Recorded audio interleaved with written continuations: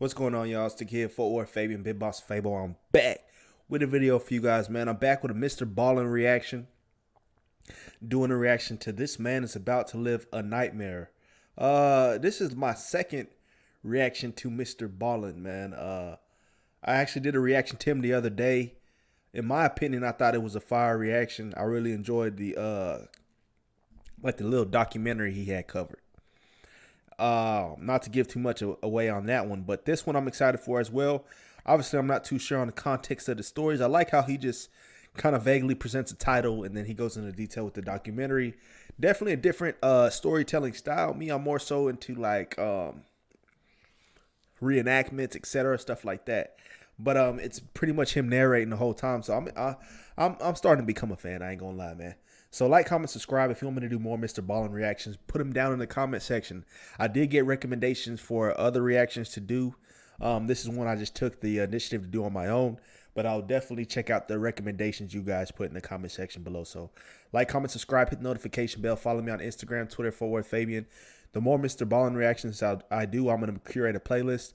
And definitely post it in the description, pin it in the comment section to where you can pretty much binge watch all my MrBallen content. So, hey, let's hop into the video without further ado. Get out. In 2000, a handwritten note was discovered at the bottom of the ocean up in the Arctic Circle, and it revealed this absolutely horrifying true story. But before we get into that story, if you're a fan of the strange, dark, and mysterious delivered in story format, then you come to the right place, because that's all we do, and we upload once or twice every week. So if that's of interest to you, please invite the like button to go on a long bike ride with you, but make sure before you step off, you replace the water in their water bottles with hot dog water. Also, please subscribe to our channel and turn on all notifications so you don't miss any of our weekly uploads. All right, let's get into today's story.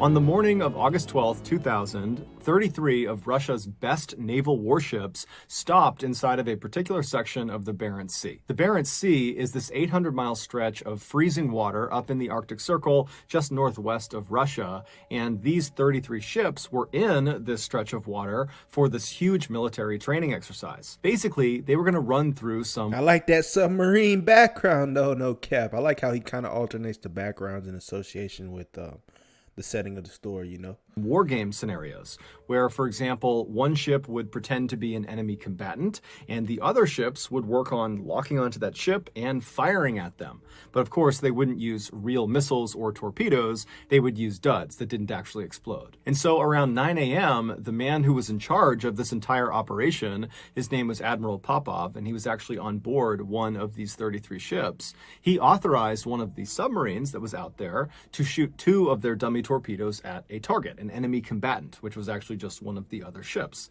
And so as soon as he did this, he was authorizing the start of this multi-day long exercise. And so all day and all night, they're doing these war game scenarios. And by the following morning, so 24 hours into this exercise, Admiral Popov stepped away from the action to speak with Russian reporters on the phone.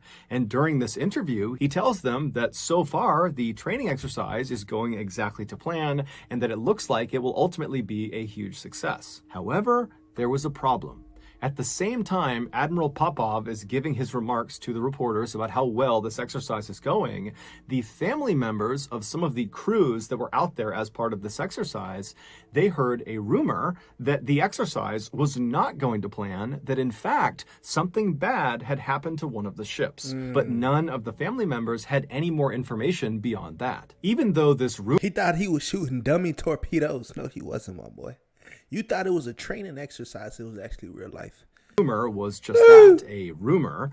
The family members of these crews that are participating in this exercise, they naturally became very worried. And so they all that morning began calling the naval base where the 33 ships had originated, asking for more information. And the phone operator on the base that was receiving all of these calls that morning at first was telling these family members that no, nothing's going on. I haven't heard anything. There's no issues. But eventually, this phone operator let slip that, in fact, they too had heard the rumor that something bad had happened. and they think it actually might be true. But when this family member who heard this pressured the phone operator for more information, the operator clammed up and said, I can't give you anything else.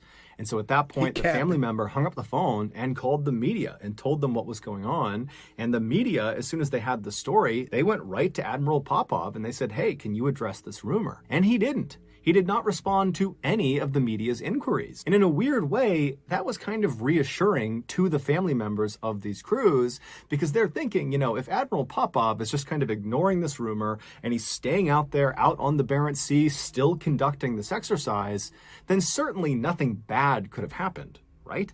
And so for the rest of that day, Sunday, the family members of these crews and the media just kind of did nothing, because there wasn't anything else to do besides wait to see if there was any new news coming out of this exercise. And the following day, on Monday the 14th, so 48 hours after the start of this training exercise, there would be news. Russian officials would go on TV and they would address the rumor by saying, well, yeah, it is true. Something did happen out during this exercise. It was a cover-up, see? It's funny how, like, in a lot of scenarios, once the media gets a hold of it, you have to come forth, because at that point you exposed. Once the media gets hold of the story and they put you on blast, then, of course, you kind of backtrack. Oh, well, we had to do this, and then you kind of have to explain yourself. You know what I'm saying? But, if a lot of these situations aren't really brought to light, these guys just sweep it under the rug.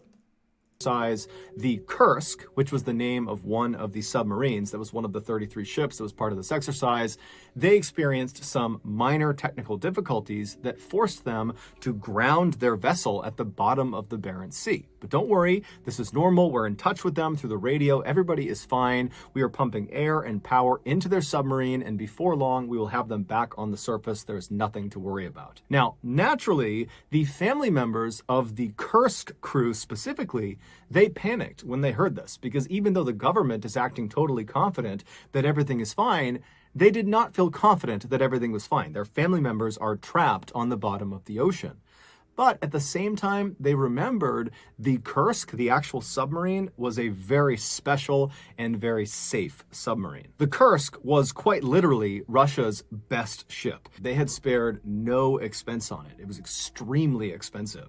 And it was massive. It was bigger than 2 football fields put together. And it was constructed out of this very specialized, highly reinforced steel that allowed it to take a direct hit from a torpedo and just keep on going, no problem. It was also outfitted on the inside with all the latest and greatest technology. And so if you were going to be stuck at the bottom of the ocean inside of a submarine, you would want to be stuck inside of the Kursk. And so the families took solace in that. But over the next couple of days, despite the government reassuring everybody in the news that everything was fine, it's totally minor, we're going to have the Kursk up in no time, despite all that, the Kursk still had not been raised to the surface, and the government was not giving the families or the media any new information. And so in this kind of void of no real information, the families began to panic and the media began to speculate. Did the Kursk really suffer from minor technical difficulties? Yeah, that's what it sounded like.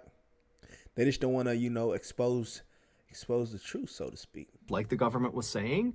Or was this something more serious? This question would be answered on August 21st, so 9 days after this training exercise had begun, when a Norwegian dive team, they were out there to assist in the recovery effort, they were able to dive down to the Kursk, and they actually got inside of the submarine through an escape hatch. An escape hatch is like this watertight closet that kind of sits on the outside of the submarine, and it allows people to go in and out of the submarine without flooding it. And once these Norwegian divers got inside of the Kursk and had a look around, they were totally shocked at what they saw. They call him Dr. Hard because he helped me get some seriously hard results down there. Be sure to like the video, man. Like, comment, subscribe, hit the notification bell. Follow me on Instagram, Twitter at @FameMe. It's the road to 1 million, man. The more you engage with this content, the more YouTube's algorithm will push my videos out. So like the video, comment down below, share my video, turn on the notifications. The exact details of what happened inside the Kursk are still debated today and probably will be for some time. There is one aspect of the story that is more or less universally accepted, and that is what happened inside of compartment number 9.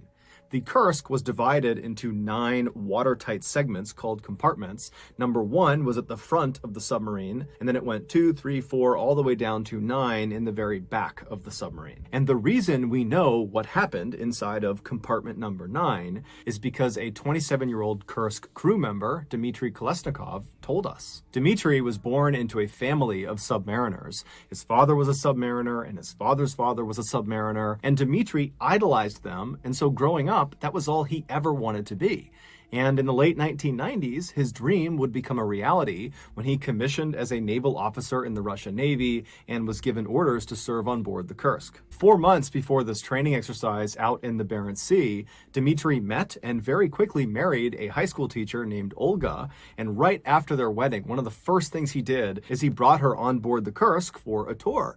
And Olga brought along a video camera and filmed her tour through the ship. And on this video, Dmitri is all smiles. He is so happy to be leading her around the ship and introducing her to people and showing her all the cramped spaces on board the submarine. It's really obvious that Dmitri was so proud of his job. Not only of his job, but also just so proud to be sharing this part of his life with his wife. Sure. Fast forward to August 12th, 2000, and Dmitri, along with 117 other crew members on board the Kursk, had just arrived at their designated section in the Barents Sea for this training exercise. And at 11:27 a.m., the captain of the Kursk came over the radio and he told Admiral Popov, who was not on the Kursk, he was on a separate ship, he told the Admiral that the Kursk was about to fire their 2 dummy torpedoes. After this call was made, the men in the first compartment of the Kursk, so at the very front of the Kursk, this is where all the torpedoes, both fake and real, are stored,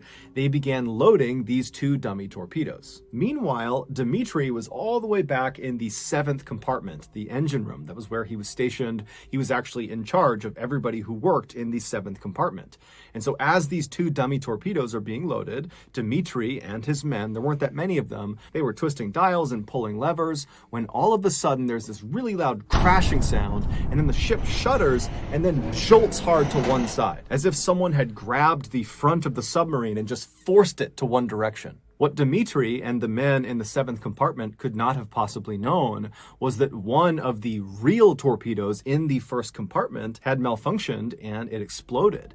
But because of how well built the Kursk was, how strong the exterior walls were, this torpedo, as advertised, did not puncture through it. It did a lot of damage and caused a massive fire, but the sub was not sinking. So back in the 7th compartment, Dmitri, he stands up from being jostled to the ground, and the alarms are going off and everything is totally chaotic. Everyone's asking what's going on. And Dmitri, he takes charge and he tells his men to follow the emergency protocol, which was to seal the watertight doors of your compartment. And so in this case, he sealed both the doors, one leading to the 6th compartment and the other leading to the 8th compartment. You would think there'd be some form of communication, but I guess this was back in the day where maybe there wasn't. It's making me think of the Titanic, bro, honestly.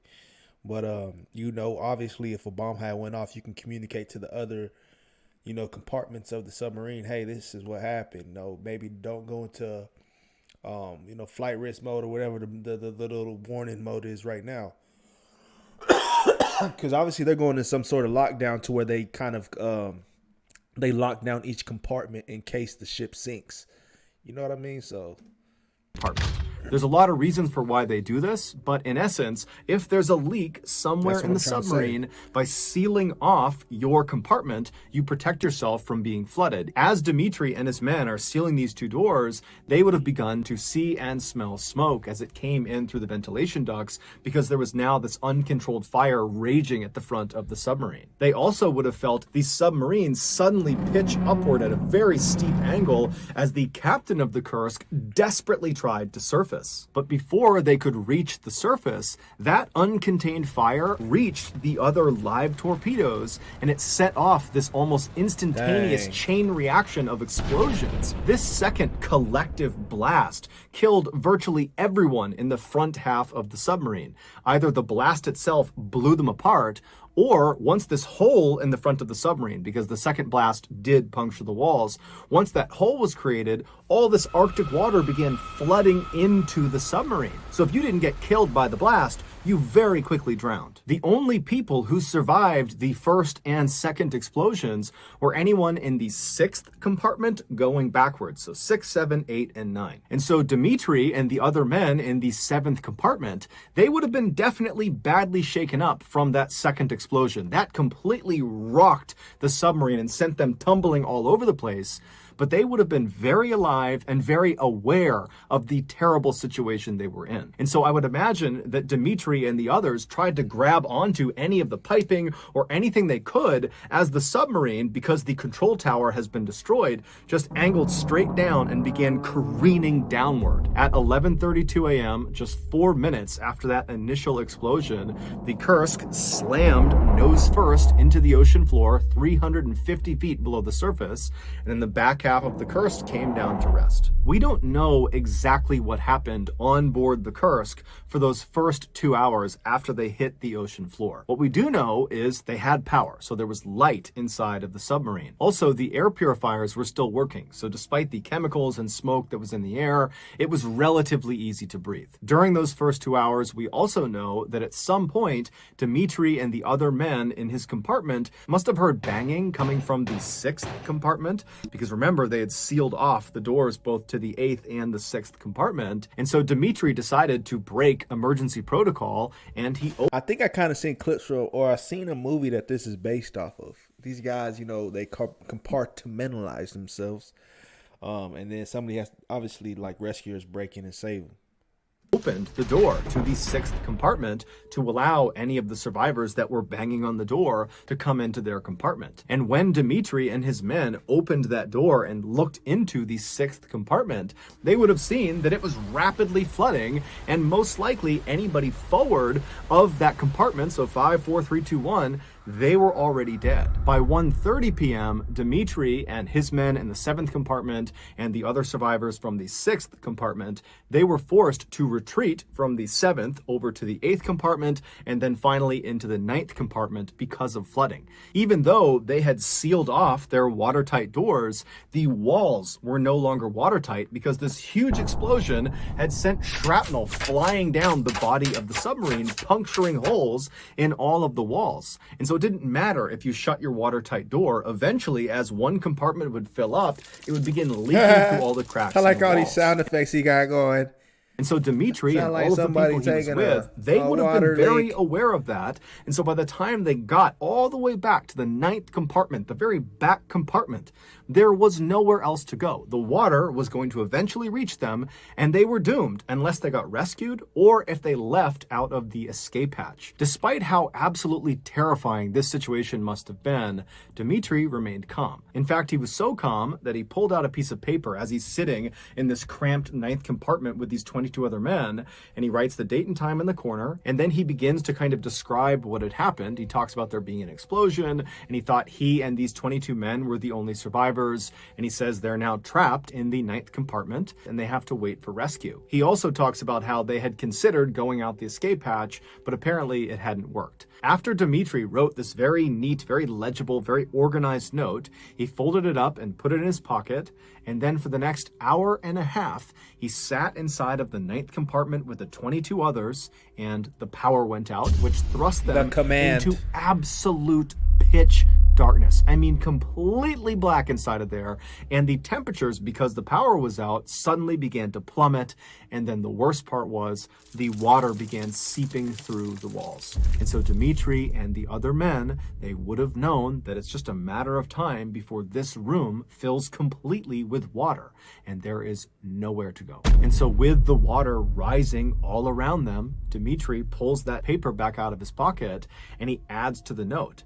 And this time, his handwriting is barely legible. And it's because he's probably suffering from hypothermia, so he's shaking. He can't see what he's writing. In fact, he writes the words, "I'm writing blind," to indicate it's totally dark in the room. And in this second note he leaves on this piece of paper, which was dated and time-stamped an hour and a half after the first one, Dmitri indicates that he does not think he's going to survive. It's very clear none of them think they're going to survive. Then, with the remaining space on this piece of paper, paper, Dmitri writes this very loving and very thoughtful message to his wife and his family saying goodbye. And then his final words on this note are, "Regards to everybody, no need to despair, Kolesnikov." After he wrote this second message on this note, he folded the paper up, put it in his breast pocket, and then in total darkness, listening to the sound of water rushing into the room, he and the other 22 damned souls prepared to die. We don't know how long Dmitri and the other 22 men survived in compartment 9, but experts say the entire Kursk submarine was completely flooded 8 hours after the initial explosion. One of the most heartbreaking aspects of this case is that Dmitri and these 22 other men could have potentially been saved if the Russian response was a little bit more urgent and coordinated. Despite 2 of these ships, including the ship that Admiral Popov was on, hearing and feeling the second explosion that the Kursk experienced, nothing was done about it. It was reported, but no one really did anything. And then when no one could get in touch with the Kursk after they had said they were going to fire those 2 dummy torpedoes, everybody else, all the other ships, Admiral Popov, they all just said, you know what, I'm sure it's just their radios and they're fine and they'll be in touch soon. And so it wasn't until later that evening when the Russian Navy even figured out there was It's always somebody just brushing it off. Man, I'm sure it wasn't but don't worry about it, because and always somebody end up dying. Major problem with the Kursk, that the Kursk has vanished. And then it would be several hours before they even got a rescue submersible in the water down to the Kursk. And then once it was down there, they could not latch onto the escape hatch on the submarine. And so even if there were survivors inside of the submarine, they would not have been able to exit into this rescue submersible. And so for days and days, the Russians struggled to try to get inside of the submarine and kept turning down foreign aid from Norway, from America, from Great Britain. And then finally, 9 days after the Kursk had sank, the Russians did accept foreign aid. And that's when the Norwegian dive team, they went down and they were able to open up the escape hatch. And when they went inside the submarine, they saw it was completely flooded. There were bodies floating everywhere. And that's when ultimately Dmitri's body was found, and they found that note tucked in his breast pocket. Russia would go on to award the entire crew of the Kursk with the Order of Courage, which is a very significant military award. And the families of the crew of the Kursk were given 10 years salary each. They were also given free housing in any Russian city, and their children would all have their college education paid for. So that's going to do it, guys. If you found the secret in today's episode, let us know in the comments section what it is and where you found it. So give us the timestamp. And if you're the first to do that, hey, be sure to like, comment, subscribe, hit notification bell. Follow me on Instagram, Twitter, @Fabian. Road to $1 million, man. RP to the gentleman on the Kursk, man. This man is about to live a nightmare. So I guess he was pertaining to the captain or the particular shipmate, man. But let me know y'all's thoughts on that one in the comment section below. That's MrBallen, the MrBallen reaction.